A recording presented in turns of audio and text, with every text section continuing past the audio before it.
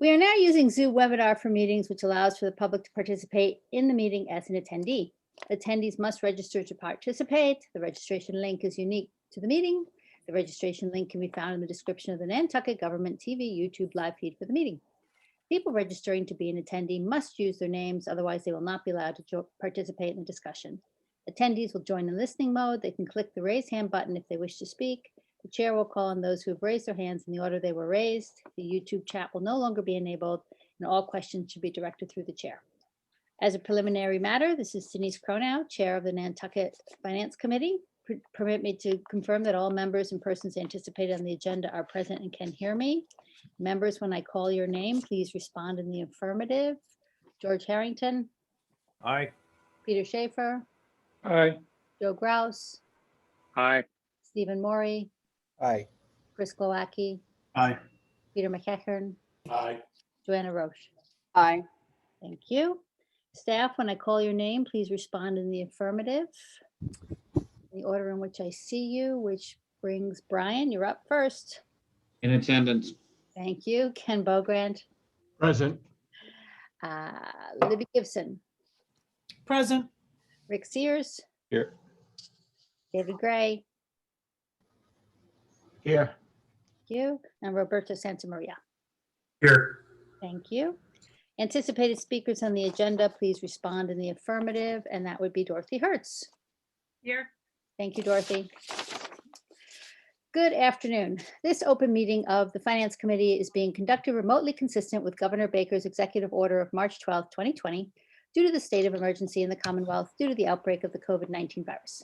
In order to mitigate the transmission of the COVID-19 virus, we have been advised and directed by the Commonwealth to suspend public gatherings. And as such, the governor's order suspends the requirement of the open meeting law to have all meetings in a publicly accessible physical location. Further, all members of public bodies are allowed and encouraged to participate remotely. The order, which you can find posted with agenda materials for this meeting, allows public bodies to meet entirely remotely so long as reasonable public access is afforded so that the public can follow along with the deliberations of the meeting. Ensuring public access does not ensure public participation unless such participation is required by law. This meeting will feature public comment as previously noted. Please note that this meeting is being recorded and that all attendees are participating by video conference. Accordingly, please be aware that other folks may be able to see you and to take care not to screen share your computer. Anything that you broadcast may be captured by the recording. All supporting materials that have been provided members of this body are available on the town's website unless otherwise noted.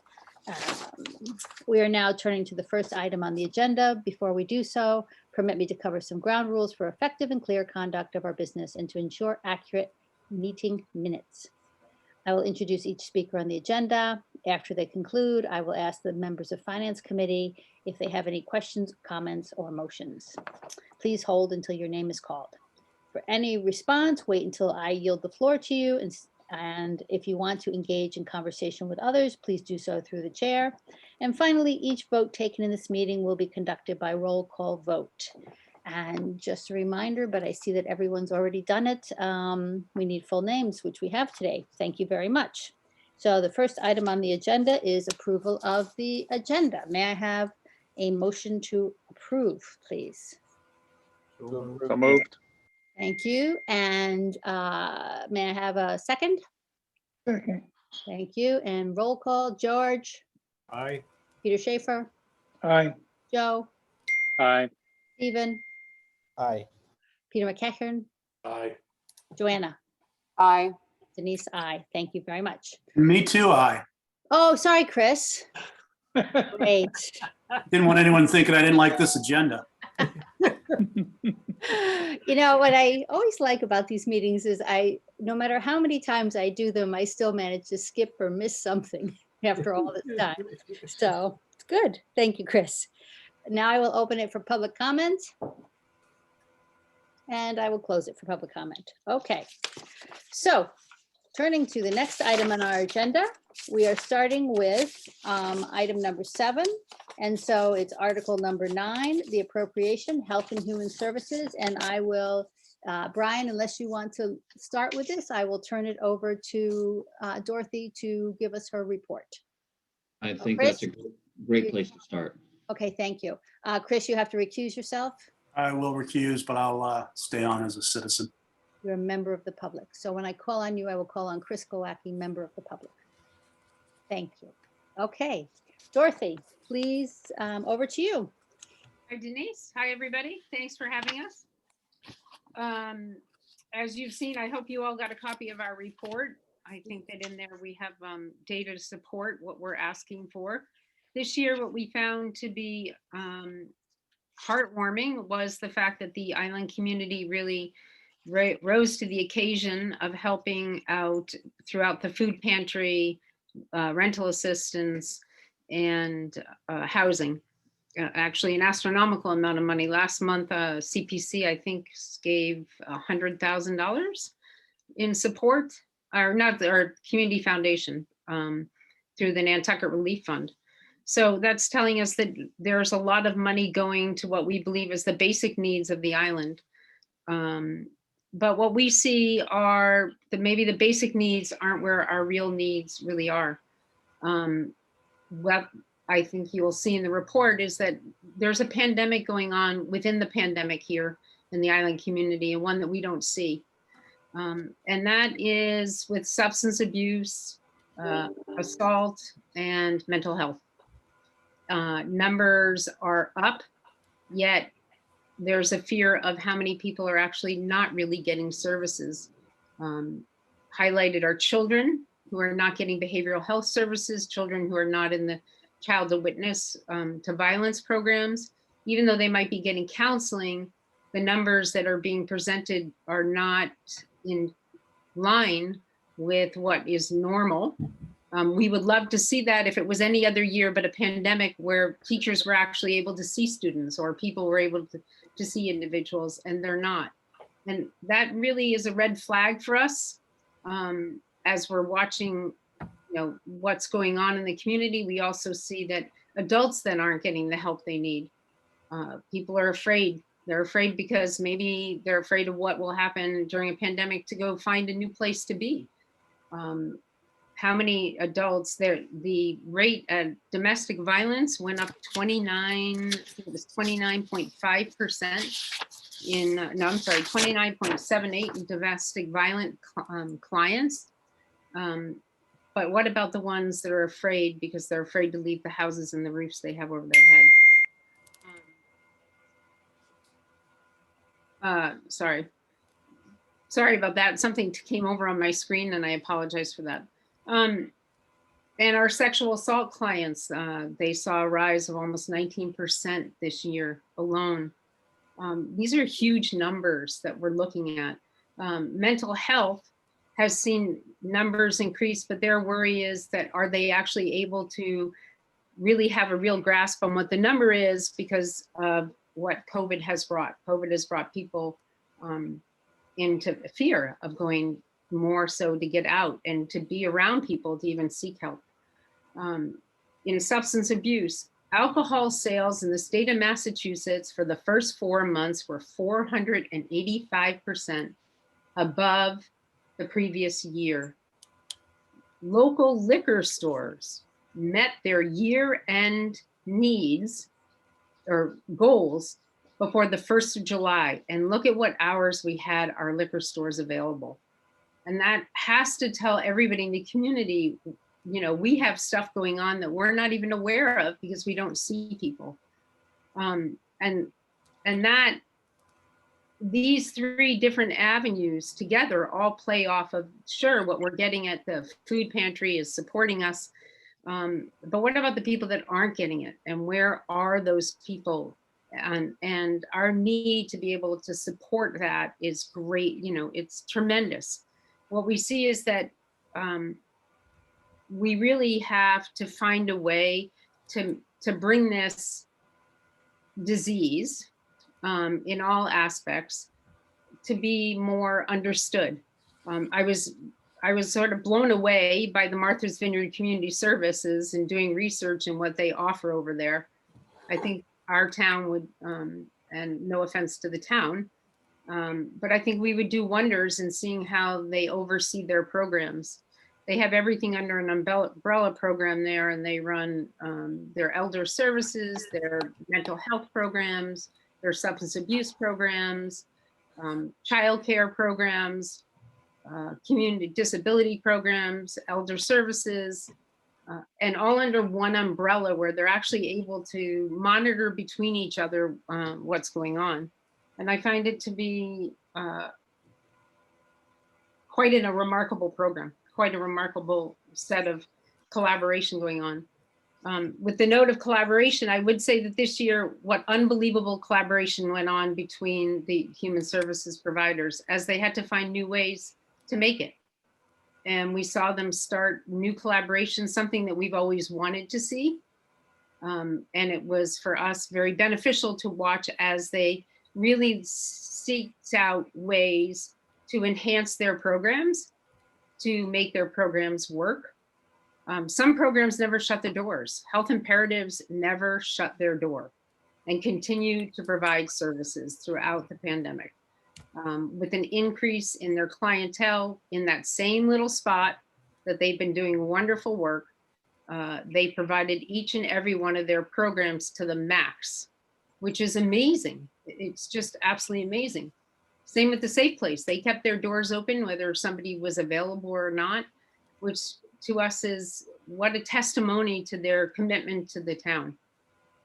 Same with Fair Winds. Fair Winds, 2 years ago when I would have come and presented to you about Fair Winds, I would have had red flags for you.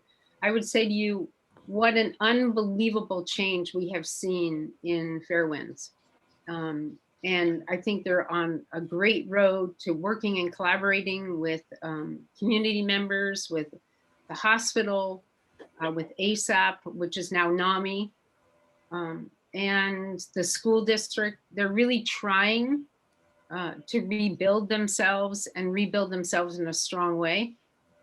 They opened up their services this year. They've made it so that you don't have such a long wait to get in the door for mental health, which is phenomenal in a time like this. And so I can say to you, we are very pleased at what we have seen and what effort has been put in by Fair Winds in the community. Small Friends this year's had a little tough time. They had to shut down for, of course, at the beginning for daycare. And they're not up to max to where they are. They're only at 29 students, which they can do 69, but they can't get the help. They can't get staff to come in the doors. And in order to stay at the level that they have to, they have to stay at 29 students. They're working for those goals. They're still trying to operate during the normal hours. So they're struggling on so many different ways themselves and how to stay sustainable. But their programs that they offer to the community and for the staff is an unbelievable for all of us. Sorry. Then we have community, so elder services. Of course, I don't think there's anything we can say about the Meals on Wheels program is just unbelievable.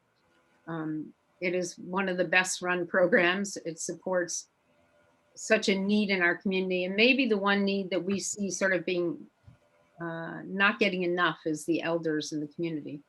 We worry about where they are. We worry about whether they're getting the support they need through all avenues, and whether they want to go out and ask for that help, which I think is, I wish we could find a way to make it an easier step for them to come get help when needed. The Martha's Vineyard Community Services, which services our children with disabilities, was Kathy Hackett, who is one of the most amazing women I've ever met in my life.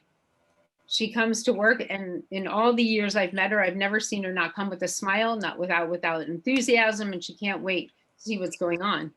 After doing my research and talking to the people on the vineyard and their programs, I can understand that she's got a great foundation behind her as well, which really makes that and enhances that program. She's continued to serve the I think she has 13 children right now in her program, and she's doing a wonderful job with it. And legal services and Cape Mediation have continued to help people navigate our legal system here. A lot of it's been done via Zoom, but it has helped a lot with, there's been tremendous upheave in housing and housing problems. So they've really come to the forerunner of that, and also in immigration. So I think I touched upon, oh, Artists Association. They started their new program this year, which is really cool. They had a Healing Through the Arts program, which they have, in the first 2 sessions they've offered, have been to full capacity. They've had firefighters come in, teachers, who have felt that it was one of the best tension relievers they've been involved in, being able to just express everything through their arts. And so it's glad to see that that program, they ran it, they were able to adjust their programs and have a functioning program from the very beginning. One of the interesting things that I asked in my last part of my interview of all the recipients of the grant is if they felt any stress, anxiety, or mental health issues in trying to get their programs running this year and keeping them sustainable. And actually, and a lot of them sort of stepped back and really didn't want to discuss it at first. And I said, well, I did a lot of research, and on a national level, there's no answer you can give me that's going to be wrong. And then they all said, boy, has this been a tough year. From counselors having to do things via Zoom and then not really having anybody to talk about it with afterwards, to the stress of converting to Zoom, to keeping the doors open and making sure that they're not being exposed, the exposure to COVID. And they said that it was the first time they all sort of, most of them are feeling, how do we make this safe? How do we run this program? Really, for the first time, felt that they were dealing with emotional stress and mental health challenges, which I think is important to identify, because they also kept running. Through all of it, they kept running, and they kept the community running, which I think is very important. One of the things I found very interesting when I did this is the changes, again, you'll see in the school system and in our diverse community that we have. 2 years ago, I would have told you when my son graduated, he graduated and there were 13 classes being represented, or 13 different countries being represented at that graduation. By the statistics that are out there, it's our immigrant population is extremely high. And over the last 5 years, we have seen a change where if looking at the 23 towns, and their different school districts, Nantucket has gone from being the #1 Caucasian school district to the last Caucasian school district in all of them, which is very interesting, with our Caucasian population and the Hispanic population being our highest in all of them, including Barnstable. And when you think of the population in Barnstable and the numbers in Barnstable, it's a huge change for a community. And when we're looking at that change in this community, we're looking at how it impacts each and every one of these human services, which it definitely has. It's put additional strains. It's pushing additional ways of having to figure out how interpretation, how to interpret for the programs, more need within some of the programs, more use of the programs. So I think that one of the things we really have to look at is such a fast impact of demographical changes to a community of our size. And I would hope that we as a community start looking at that, because we're sort of heading in a place that we can't come back from if we don't start looking at it, like really looking at it. And I noticed that I didn't talk about the hospital, so sorry, Chris. And they have been working really hard on their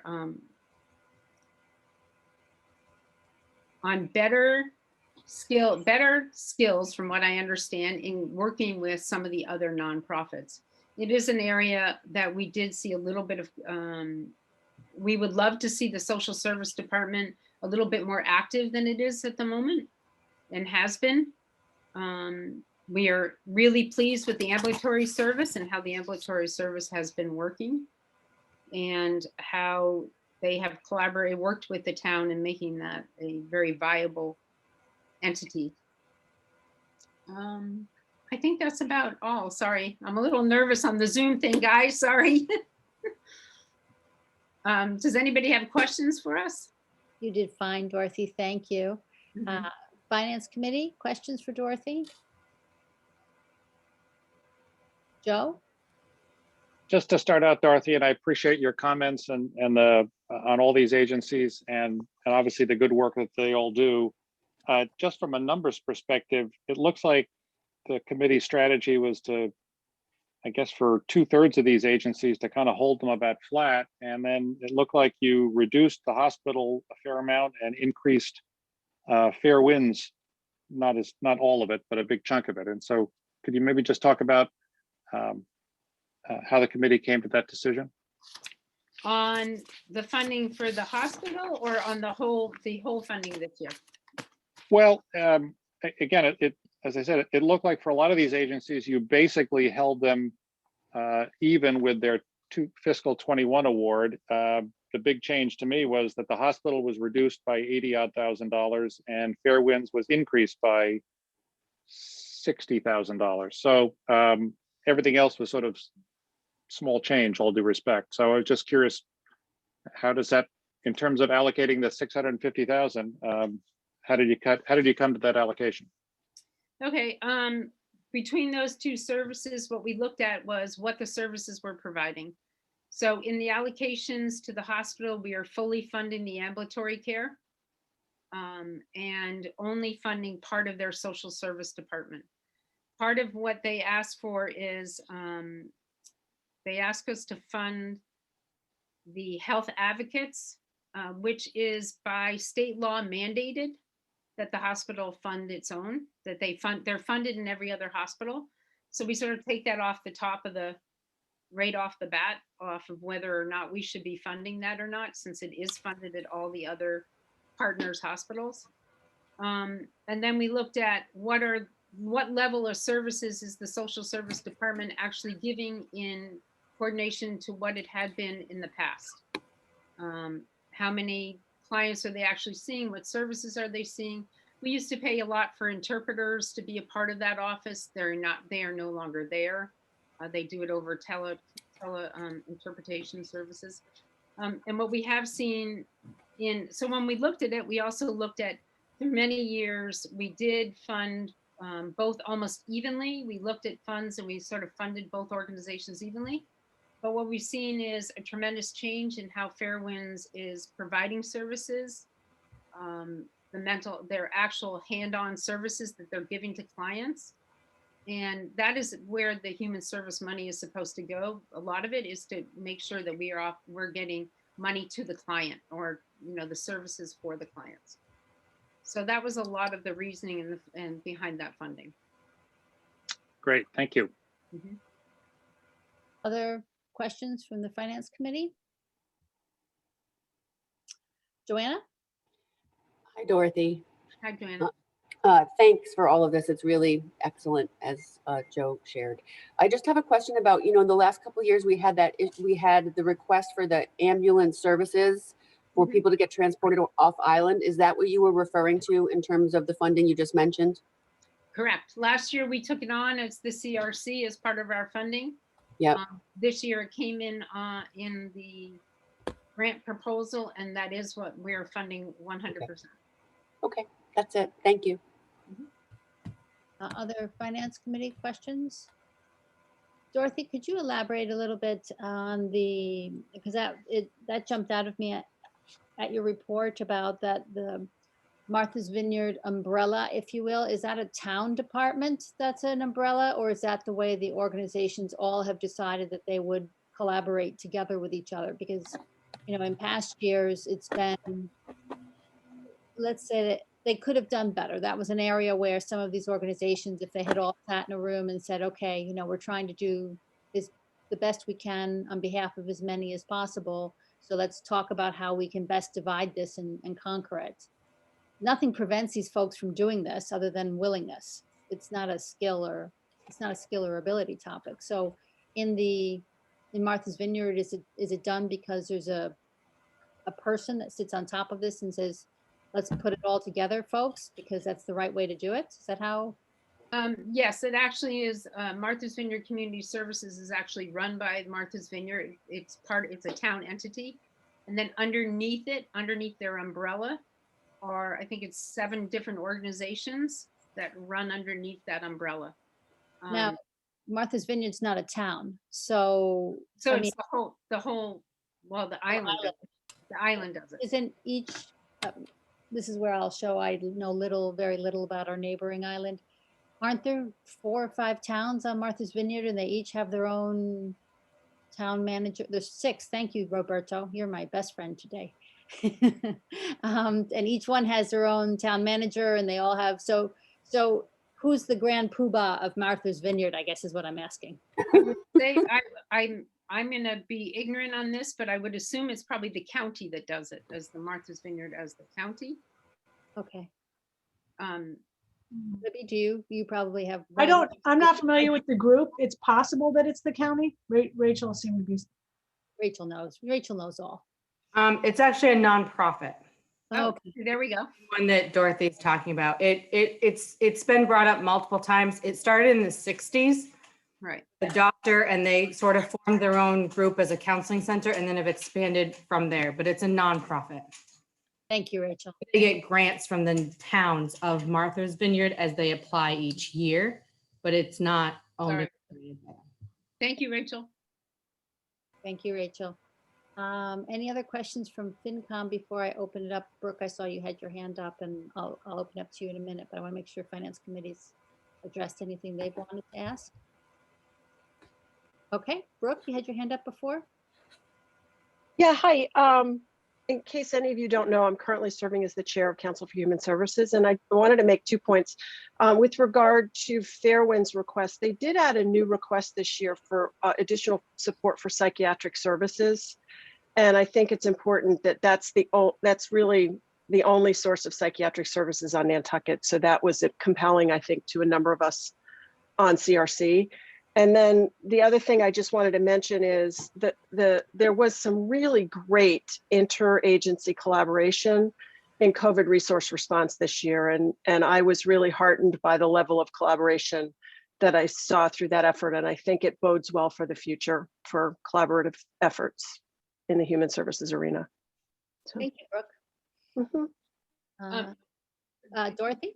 Yeah, Denise, I think on that, which I did mention earlier, the collaboration, I think the big thing is what I see is they would do better if they all understood by collaborating a little bit better together, they could get much better grant money. And I think it's very scary because people don't have a place. A lot of people's leases are up.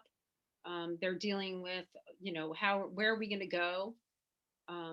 And I think if they understood that in a joint collaboration, more money would be available to them, we could see a lot of changes going on. And it would be great to see something come up of it, sort of like what they're doing on the vineyard, because of the fact that they're in an umbrella. They're all in one, a lot of them are within one building or within an area of each other.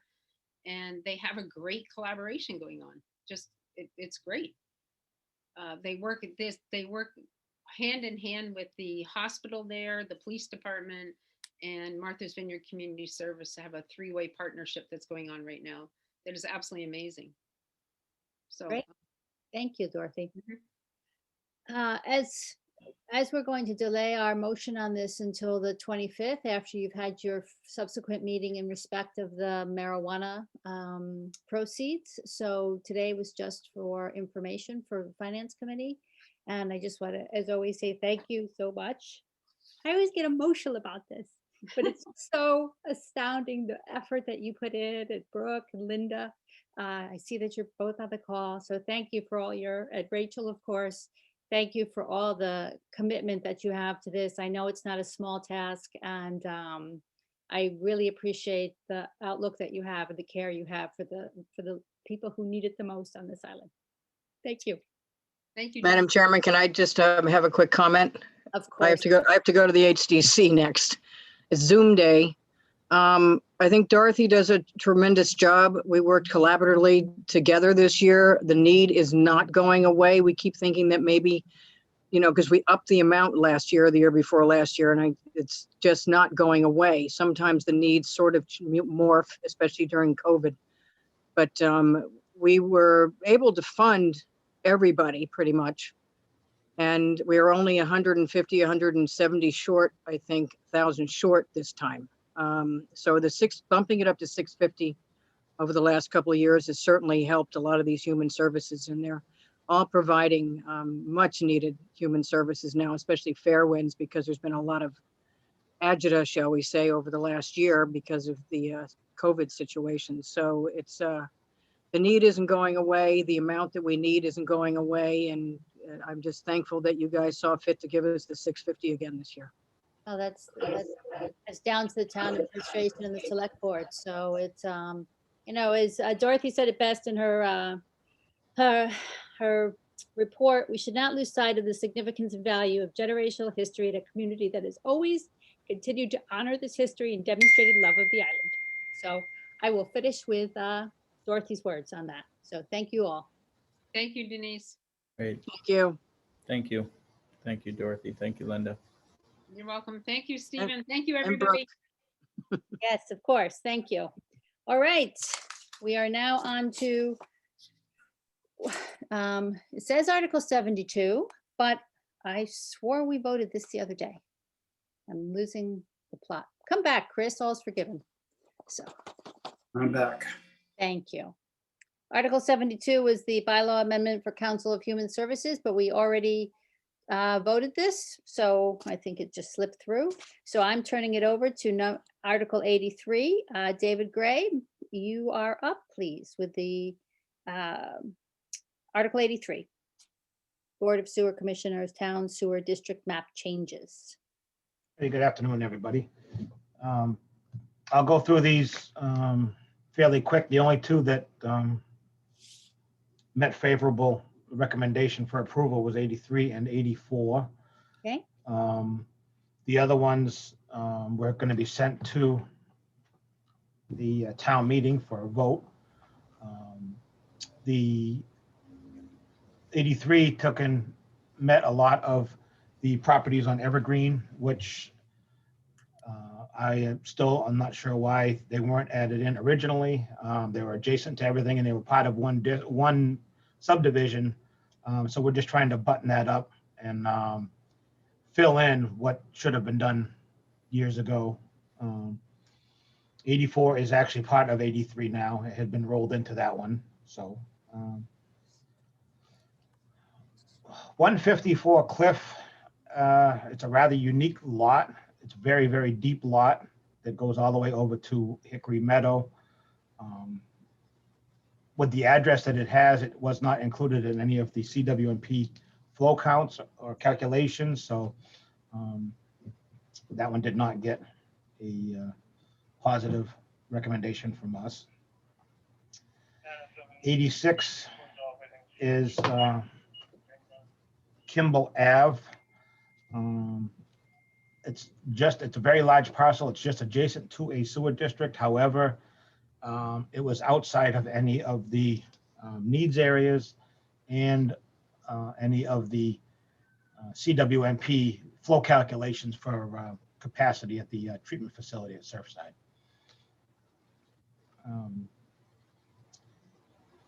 87 is a Sconset article. It's a very large lot on the in an area that just borders a brand new addition to the sewer district out there. There's a few large lots actually along the same roadway that we didn't have enough information for build out capacity. Sconset did not get included in the 2014 CWMP for flows for the Sconset facility. It is being looked at right now in a Sconset CWMP that's underway. So capacity was not allocated for any of these newer parcels. in any of the old calculations, but they will be in the new CWNP that's going right now. Number 88, 1 Morgan Square is within a listed needs area.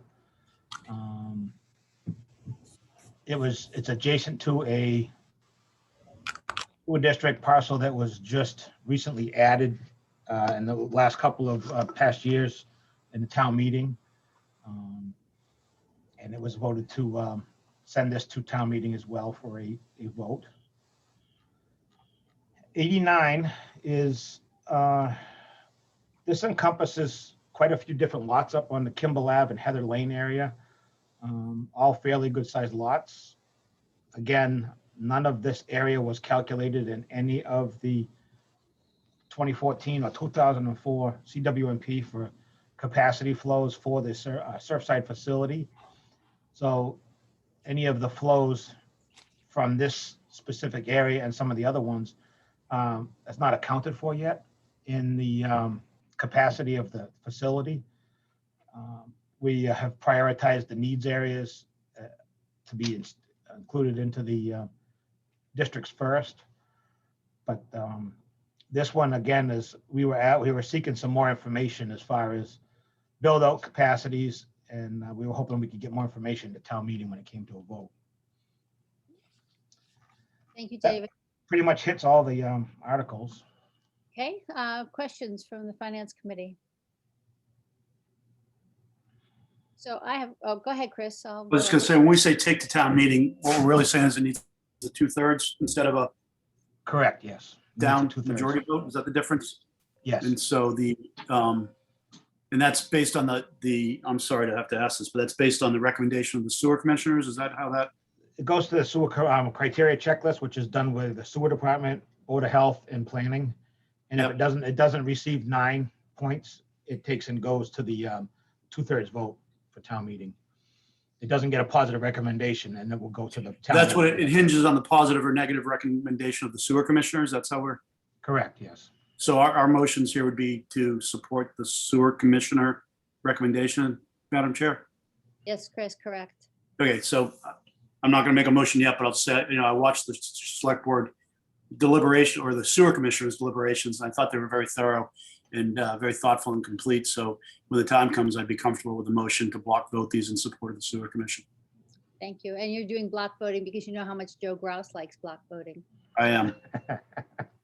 I appreciate Joe's comments on efficiency, and I'm just trying to get in line. Excellent.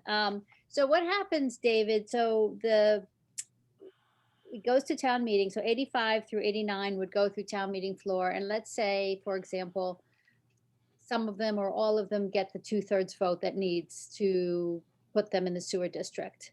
And they're now going into the sewer district, not having the support of the calculation of what this would have and the impact of the sewer system.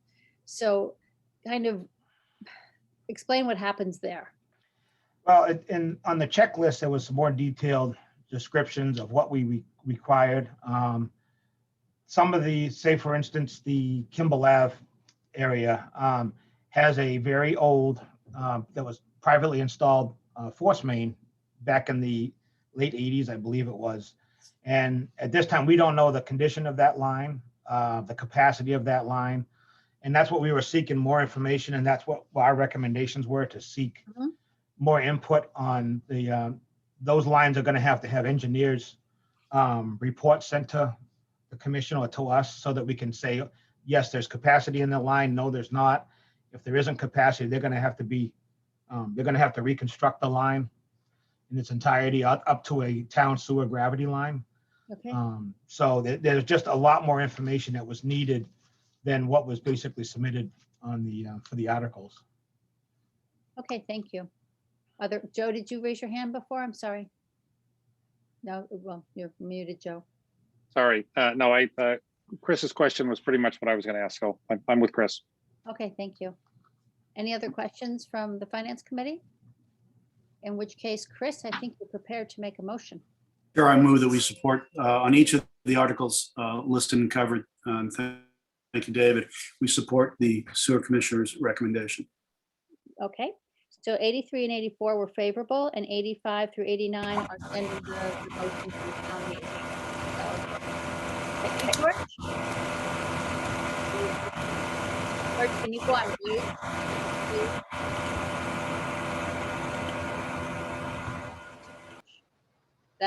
It was George. Thank you, George. Your computer's decided to go back to fuzzy land. So, okay, we have a motion from Chris. The motion is to support the sewer commissioners on all of the articles 83 through 89. And just a reminder, 83 and 84 are favorable, 85 and 89 are sending it to town meeting floor for the votes, for a 2/3 vote. May I have a second? Second. Thank you. By roll call, so George. Thank you. I can read your lips. Peter McEachern, Aye.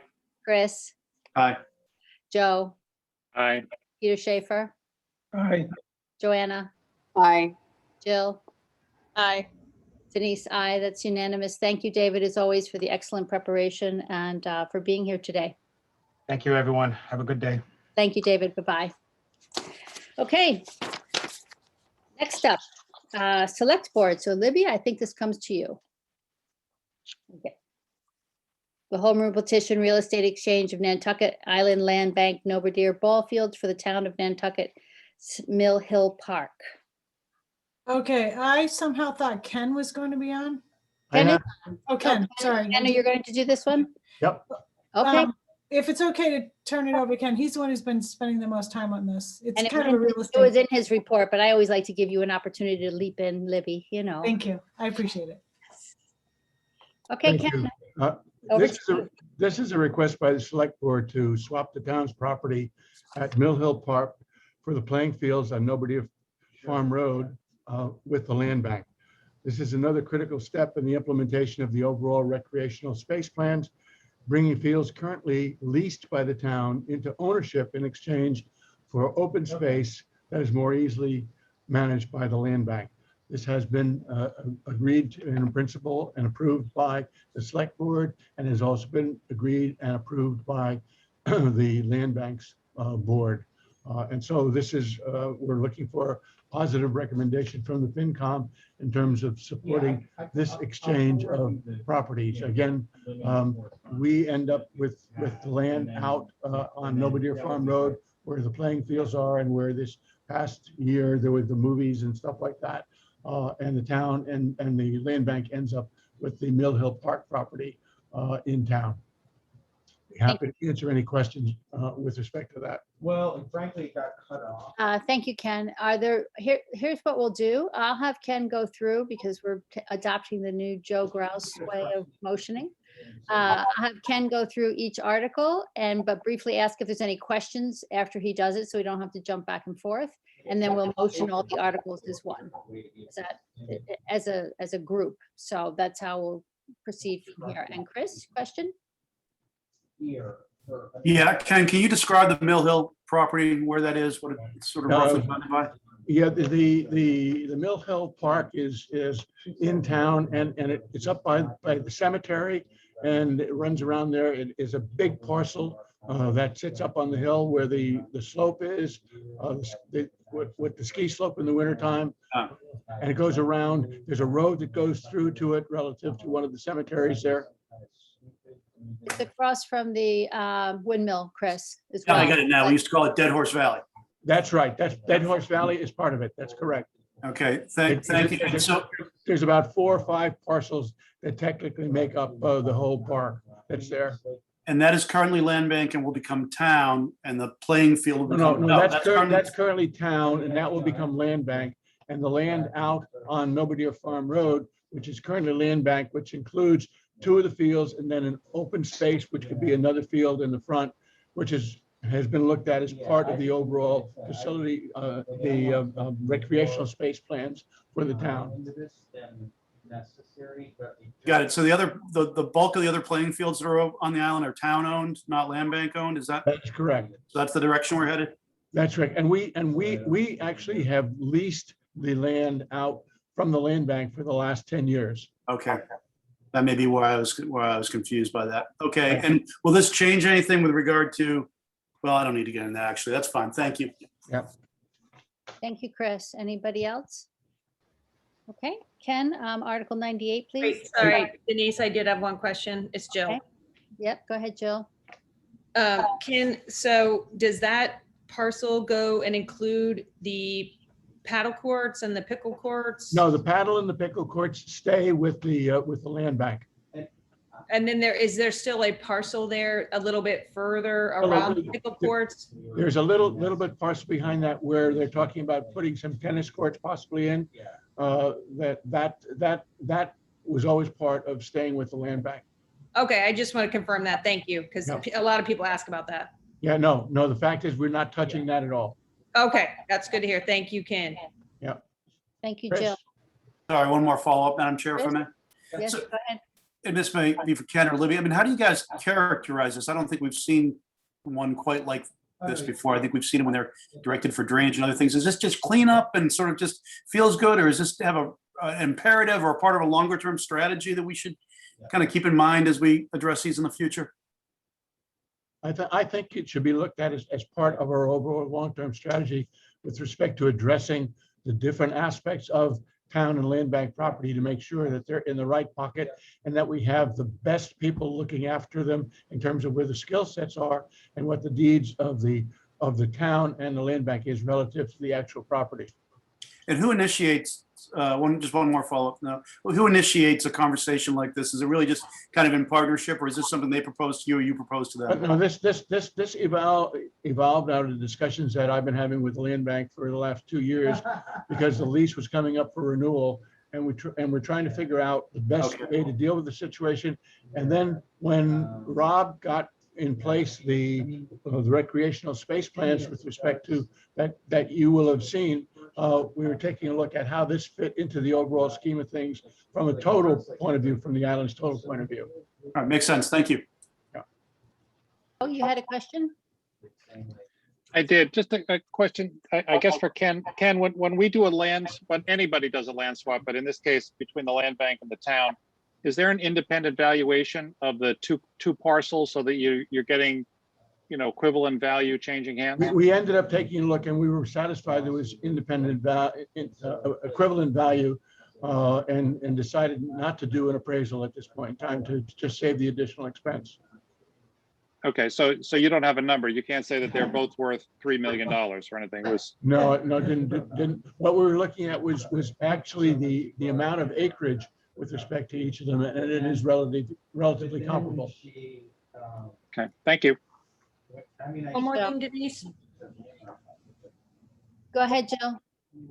Ken, would you be telling people at town meeting that this really is so you can move forward with the concession? Is that part of this, or did it just come up because of the lease?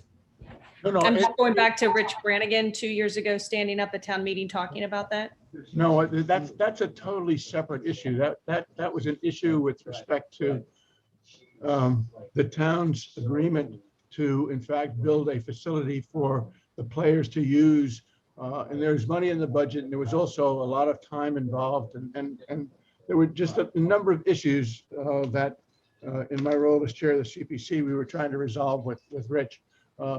And that's a totally separate issue relative to this. This has no relationship to that whatsoever. That is independently being sorted out between DPW and the CPC relative to the timing of when the building will be built, because the town through the DPW does have the funding to be able to build the building, and Rob has plans with respect to it. And in fact, we were just talking yesterday about needing to get permission from N-Grid in terms of making sure that we get the electricity in there, since we don't own the property yet at this point in time. I do. Yeah, that was sort of my point. Isn't if you have control over the property, won't that help that process going forward, or no? It will make it significantly easier in terms of where we were. So. Okay, great. That's what I was getting at. Thank you, Ken. Thank you, Jill. Okay, Article 98, Ken, the airport lease. This is a request from the Airport Commission to extend to 40 years the available lease terms that they could give out so that the bidders that will be building the additional hangars at the airport have the requisite time to amortize the financing of the construction of the hangars, which will benefit both the airport and the town. And so it is giving permission for them to do a lease out to extend to 40 years, the term of a lease that could be given. Currently, the term is 20 years, so it's doubling the term. But what that it does is it allows the people that are going to be building the hangars at no cost to us to amortize the cost of their construction over that period of time, to make it financially attractive for them to be able to do that. Peter Schaefer? Yeah, Ken, doesn't the current interest rates make it attractive? That is only one part of it, Peter. I mean, in terms of the information that I got from Tom, the lease term is a very, very critical factor in terms of their ability to amortize. It's the amortization issue that is more of concern to them rather than the pure interest rate at this point in time. Thank you. Other questions for Finance Committee? Brian, are you back, by the way? Brian? I was gonna ask, or Rick, Rick might know this. Are there any issues around procurement in terms of doubling the lease term in terms of municipal procurement as compared to what it used to be? So are there any issues facing the town in that respect? Denise, I don't know if Rick can answer it or not, but in order, the town code allows only for a lease term of 5 years. So this allows something longer. But there shouldn't be an issue with procurement. You will have to go out to bid, of course. Yeah, okay.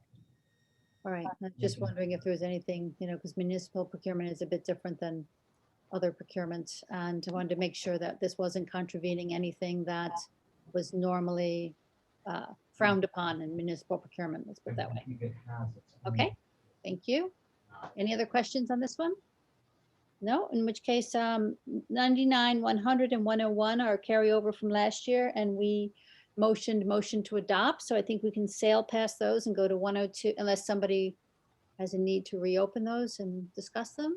And I see everyone shaking their heads that I can see. So we'll move on to 102, please, Ken. Okay, 102 and 103 are together. This is a citizen request to have the town acquire and then dispose of a portion of Morgan Square, being approximately 621 square feet in length, located between Morgan Square and Folger Avenue. Field and Folger properties have no outlet to South Shore Road.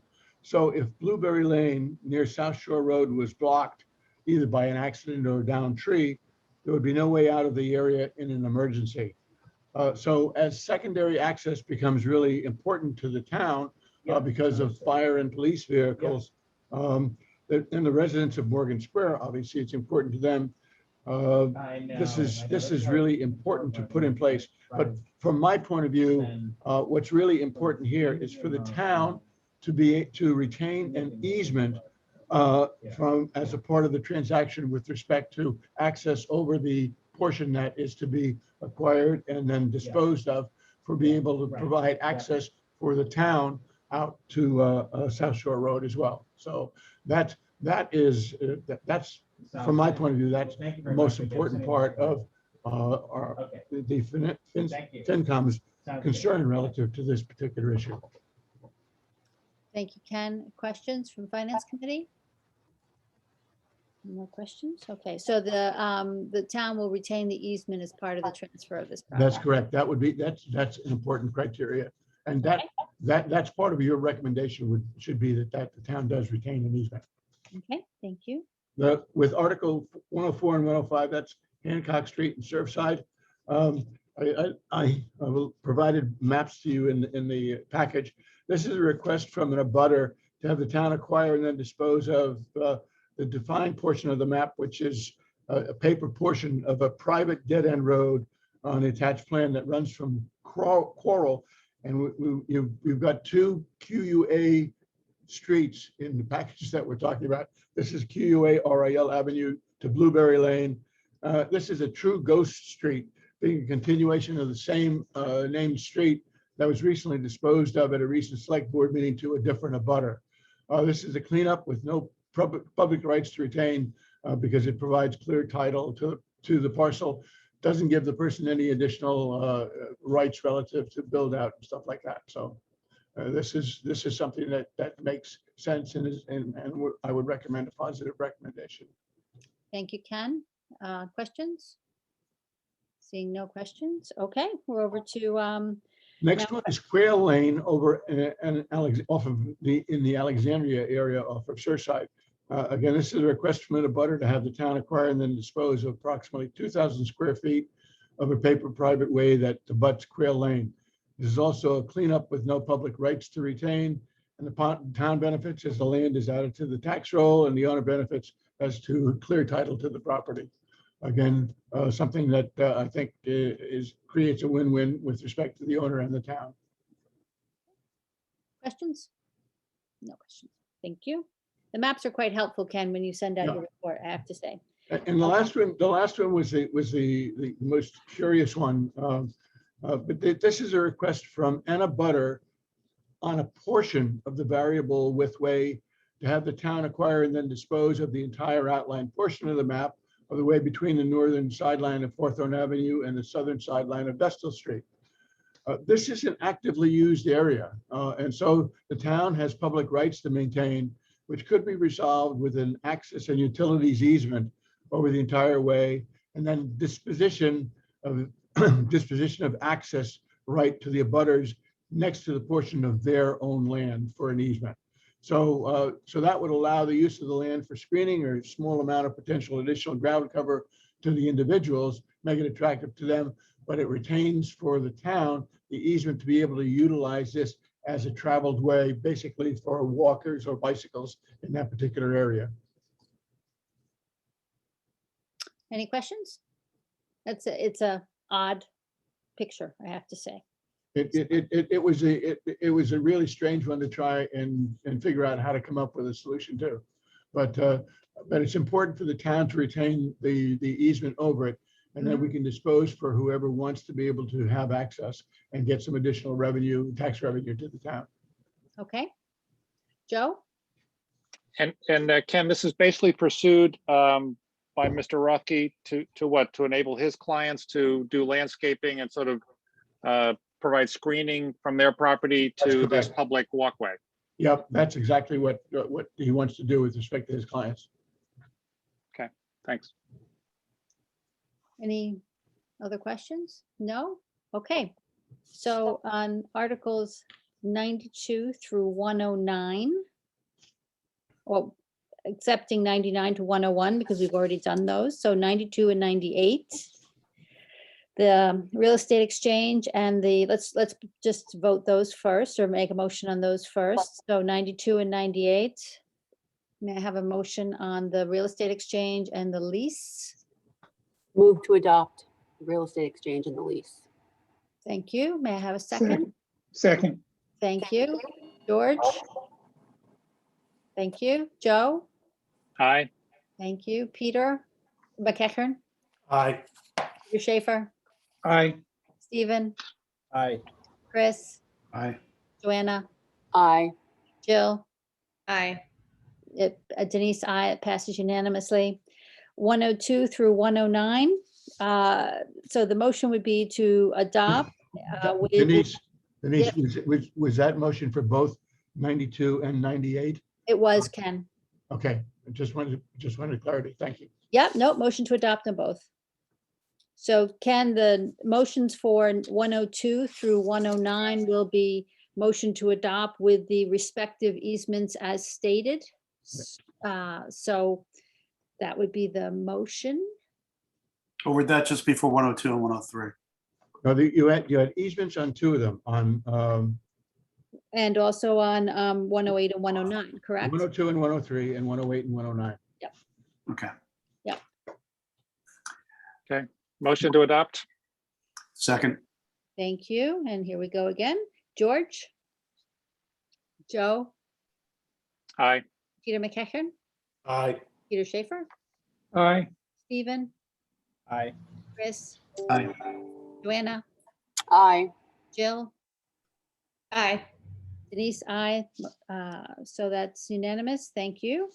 And that's it. Thank you, Ken. Thank you very much. As always, we appreciate the preparation and the help.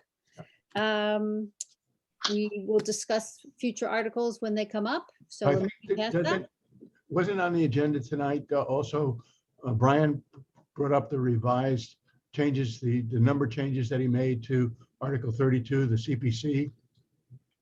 I don't have that on my agenda for tonight, so I'm going to. Oh, I'm sorry, I thought it was. That's okay. I'm going to, in any case, postpone until Thursday. Rick? Yeah, it's just, we did upgrade the document and it is attached to the meeting invite. I didn't know that Brian was not going to mention that to you, but I'll just move it to the Thursday agenda. So Okay. you'll see it on, move it over there and you'll. Yeah, I'm sorry. I didn't see that before the meeting, so I'm going to just move it till Thursday. Thursday's a pretty light agenda, so it can go to Thursday. Will you want me back on Thursday then for that? Ken, we always want you back. That's not the answer. No, Ken, you don't have to come back. I'm sure we can delegate that to Brian and Rick. Thank you. I'm a little disappointed you don't want to come back, but that's okay. I love being here with you guys. I'll get over that. Any other business before I ask for a motion to adjourn? And seeing none, I will ask for a motion to adjourn. So moved. Second. Second. Thank you. Here we go. George. Joe. Aye. Peter McEachern. Aye. Peter Schaefer. Aye. Stephen. Aye. Chris. Aye. Joanna. Aye. Jill. Aye. Okay, Denise, I thank you, everyone. Thank you for the preparation as always, much appreciated, and we'll see you Thursday. See everybody later. Thank you.